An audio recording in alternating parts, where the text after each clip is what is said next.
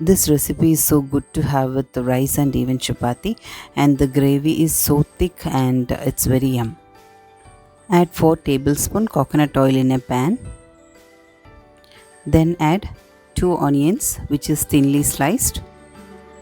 Stir the onions and now add salt.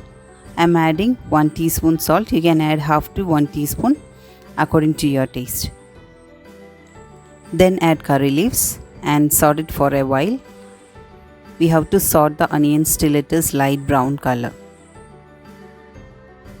For any recipe, saute the onions till it is light brown color. That will brings out the flavor. Now we can start adding the spices. Add half teaspoon turmeric powder, 2 teaspoon garam masala,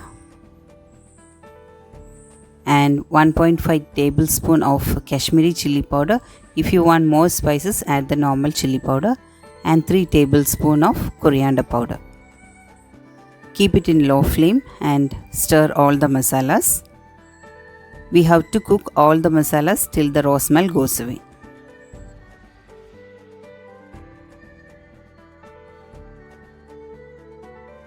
It's getting ready. Now we can add the drumsticks. Here I am adding 4 chopped drumsticks.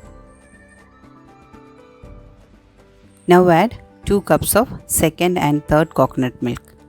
We are reserving the first coconut milk for adding towards the end. Now stir for a while and cover and cook for some time.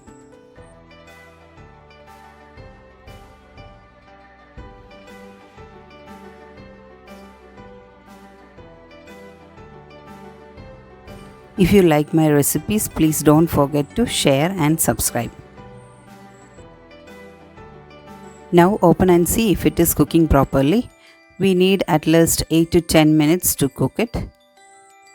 Stir every 3-4 minutes and cover again and cook. We have to do this for at least 2 or 3 times. Now open and see. See, the water is reduced and it becomes a thick gravy. And the drumstick is cooked properly. Now we can add the first coconut milk.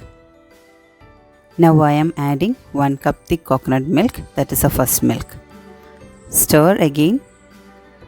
Don't boil it, the coconut milk will split. So just make it warm and switch off the flame.